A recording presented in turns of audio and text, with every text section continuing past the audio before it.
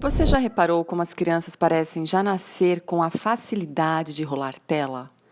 Sim, seja de celular ou de tablet, você mesmo pode fazer a experiência e ver como para até mesmo um bebê é intuitivo rolar a tela com os dedos. Isso é sem dúvida uma imagem muito fofa e nos faz pensar o quanto esta geração é high-tech, tecnológica. Mas isto é bom ou é ruim? Você tem uma imensa responsabilidade como pai, mãe, educador ou tutor. Isso porque a ciência já comprovou através de anos de estudos com imagens do tipo ressonância magnética, eletroencefalograma e tomografia computadorizada, que para ler é preciso antes ter passado pela fase de escrever, ainda que aqueles garranchinhos todo pai e mãe acham uma gracinha. Estudos sobre o desenvolvimento da caligrafia em crianças menores de 8 anos têm demonstrado que a experiência da caligrafia aumenta a ativação em diversas regiões que vêm apoiar a percepção das letras do alfabeto, sugerindo que a caligrafia é influente nas alterações neurais associadas ao aprendizado da leitura. Muitos pais nos enviam mensagens preocupados pelo fato de seus filhos ainda não conseguirem ler. Aqui em nosso canal, na playlist de Alfabetizar em Casa, temos o passo a passo que aplicamos com o Tiago para que ele, em menos de 30 dias, conseguisse ler frases e livros simples adequados para a idade dele, então com 6 anos. Acontece que entendemos que a leitura é, sim, fruto de um processo que começa muito antes dos 6, 5 anos.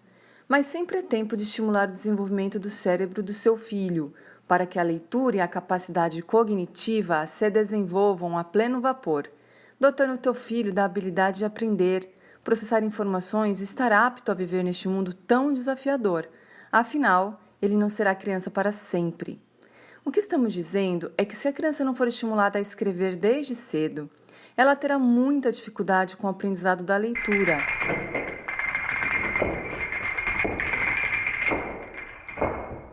É um efeito dominó. Mas antes de começar a fazer os garranchinhos, um outro processo terá de ter sido percorrido. Vamos voltar um pouco no tempo. Na fase que passam a engatinhar, os bebês estão começando a desenvolver uma série de novas competências na área cerebral.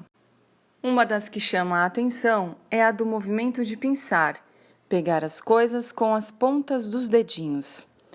Nós, como pais, corremos para tirar daqueles dedinhos curiosos aquilo que a criança pensa em enfiar na boca. Sim, essa atividade exploratória precisa e deve estar sempre sendo monitorada pelos pais. Contudo, jamais deve ser repreendida. O nosso cérebro, por ser um sistema complexo, não atua de forma isolada.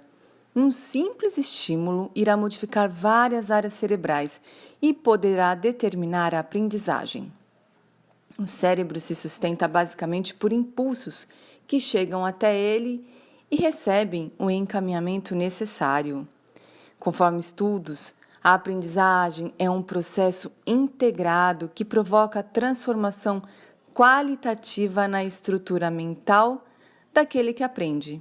Por isso, utilizar-se de estímulos corretos no processo de aprendizagem de uma criança ou de um adulto pode contribuir de forma muito positiva para a apropriação do conhecimento.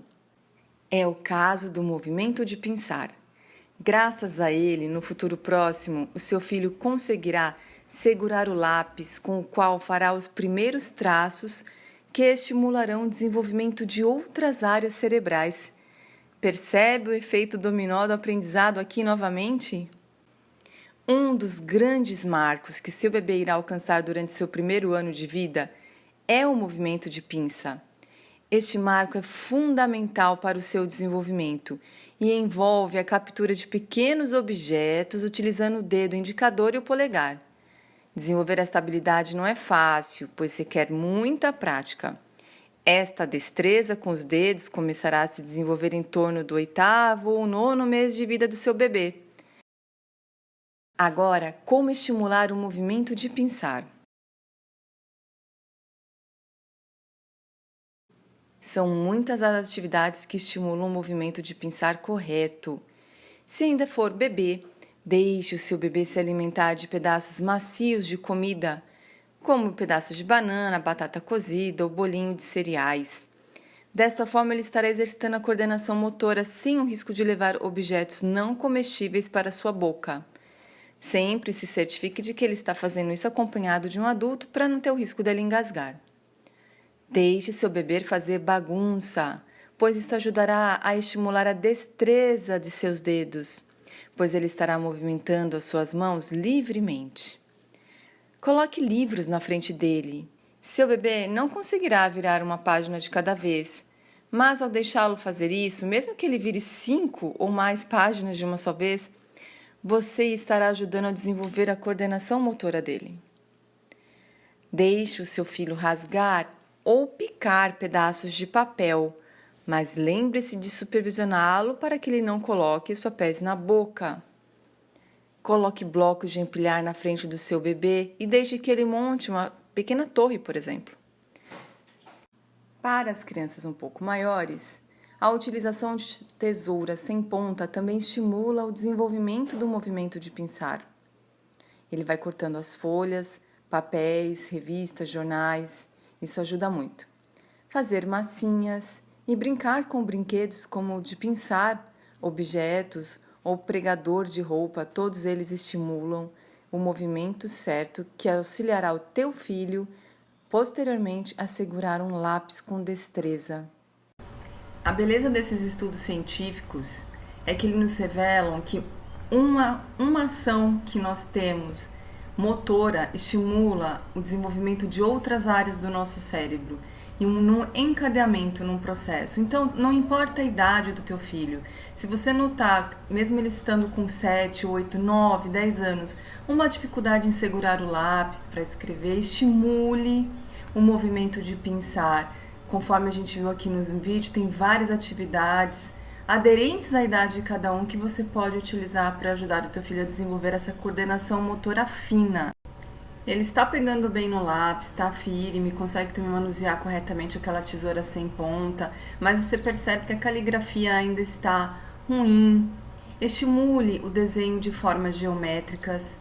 Volte um pouquinho, estimule a produção das letras no bastão, em maiúsculo, em minúsculo, e depois retome a caligrafia na cursiva, começando pela minúscula, depois indo para a maiúscula também. Mas não deixe de voltar um pouco esses processos para ajudar a consolidar o desenho de cada uma das letras e essa coordenação fina.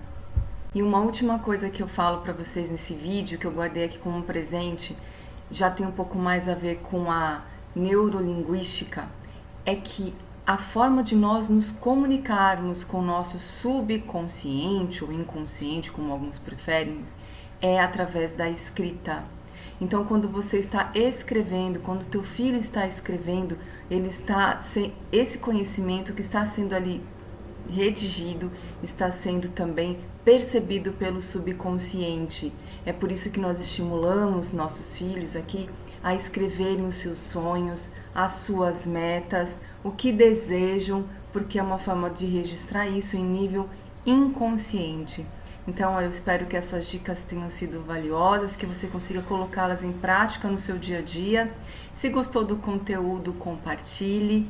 Se não é inscrito, se inscreva, ative o sininho. E muito obrigada por estar conosco até o final do nosso vídeo. Até mais. Tchau, tchau.